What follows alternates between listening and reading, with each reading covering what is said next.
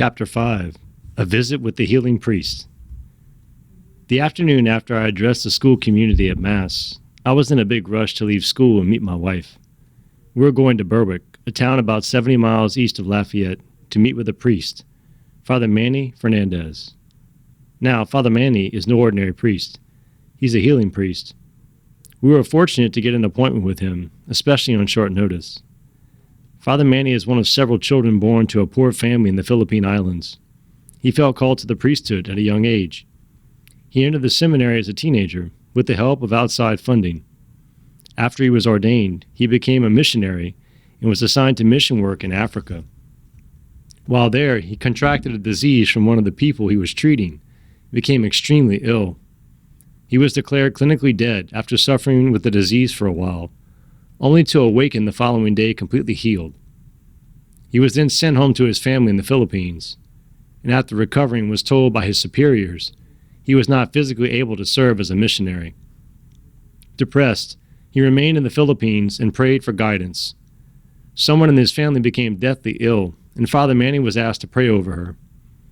Describing a burning sensation in his hands as he prayed over her, he said he could feel the Holy Spirit moving through him to her. A day later, she arose from her sick bed completely healed.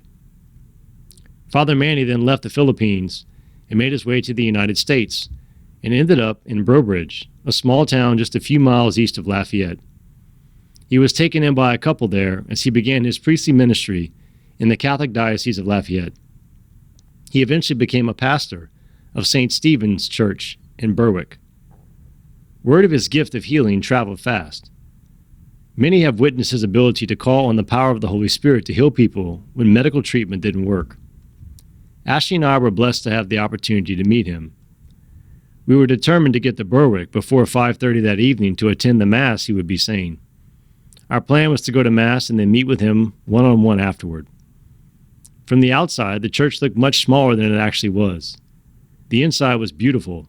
The altar was surrounded by the nativity scene, and there was a statue of Mary holding a crucified Christ next to the priest's chair. Several women were praying the rosary, and Ashley and I joined in. There wasn't much of a crowd in the church that day, but Father Manny proceeded with the celebration of the Mass anyway. The gospel he read was from the writings of Matthew. Ask and it will be given to you. Seek and you shall find. Knock and the door will be opened to you. This gospel message was so appropriate for our particular situation that it seemed that God was speaking directly to us. He was inviting us to reach out in faith and ask Him for help. Just to ask. I will never forget what happened that night after Mass in Father Manny's home. As we visited, he prayed for us. Father greeted us as we walked into his office in the rectory. We sat on the couch opposite him, and he began to ask us a few questions about Eli. Ashley explained our medical situation and told him about our older son, Ephraim. Do you go to church every Sunday? Do you bring your older son? He asked. Ashley told him that we did both. Then he asked us something we had not been asked in our 7 years of marriage. Do you pray together? We were stumped. I knew that we prayed individually, but at that moment I realized that we seldom prayed together as a couple, except during Mass. God has allowed this to happen for a reason. He wants you to pray together as a family, Father Manny said. I had never met this man before that evening, but I felt he was delivering a message from God himself. Father Manny said he wanted to bless us and pray over us, and he asked if he wanted to go to confession. He said it'd be good to go to confession so we could pray with a pure heart. We agreed to go. He asked me to go and sit in the other room while he heard Ashley's confession. As I was waiting for him and looking at some pictures in an album, I could tell he had a strong connection with his parishioners and others with whom he came in contact. When I looked up from the album, he was standing next to me. Are you ready? He asked. Yes, I answered. He began walking in a small semicircle around me and called upon the Holy Spirit. Come, Holy Spirit, beloved of my soul, I adore you. Enlighten me, guide me, strengthen me, console me. Tell me what I should do. Give me your orders. I promise to submit myself to all that you desire of me and accept all you permit to happen to me. Let me only know your will. He then sat next to me and heard my confession. When I was finished, he told me to close my eyes. He began praying over me, and his thumb touched my head, and I felt a peace I had never felt in my life. I felt like I was floating. I felt the Holy Spirit, and I knew it. When he finished, Father Manny took me into the room to meet Ashley. We sat in the office together, and he began to give us some specific instructions. He had a bottle of St. Joseph's healing oil in his hands. He anointed both of our foreheads, our hands, and Ashley's belly. He told us that every night from now until Eli's birth, we should do the same thing. We should also anoint Ephraim and have him pray with us. Because he is a child, it would be good to have him pray with us, for God will hear his prayer most certainly because of his innocence. Father Manny then told us to recite the prayer to the Holy Spirit. He directed me to anoint Ashley's belly 3 times, making the sign of the cross and saying the following: By the oil of St. Joseph, Lord, please heal Eli's spina bifida and the hydrocephalus on his brain. May he be born healthy.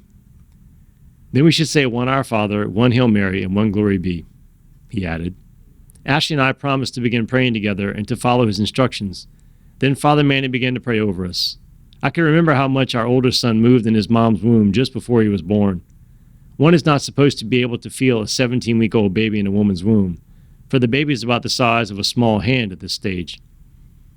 Father began to pray over Ashley, and as we placed our hands on her belly, I could feel my son moving, just as much as I had when Ashley was 9 months pregnant with our first son.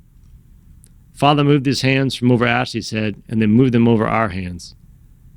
As his hands rested on ours, they felt like they were on fire, literally. He moved his hands over my head, and as he touched me, I could feel the heat that had been coming out of his hands, now coming out of mine, as I continued to feel my son moving in my wife's womb. When he stopped praying, he looked at me and Ashley and asked, "How do you feel?" We were both just kind of sitting there in awe. "Father, I never felt my oldest son move that way," I said. "That's because God was touching Eli," Father Manny said. I sat there in silence. Knowing I had just witnessed a miracle, I could feel the presence of God in that room, and I knew he had just touched my son. As Father walked us out to our car, he told us that if we continued to pray and believe, a miracle would happen. He also said, if we did not pray and believe, a miracle would not happen. "Have faith and come again," he said to us, as I cranked up the car to begin our return trip home. We stopped to eat at Wendy's on our way home. I was beginning to feel a new sense of peace about the entire situation. We knew the road ahead was long, but we also knew that God was going to be with us on the journey. I asked Ashley if she felt the same way I did during confession, whether she experienced that extraordinary sense of well-being, that peace beyond all understanding. She said she did, but she added something I was not expecting. She told me that when Father Manny left her in the room to come hear my confession, she could feel the presence of another person in the room. She could feel that she was not alone. I believe firmly that Jesus was in that room that night to comfort my wife and me.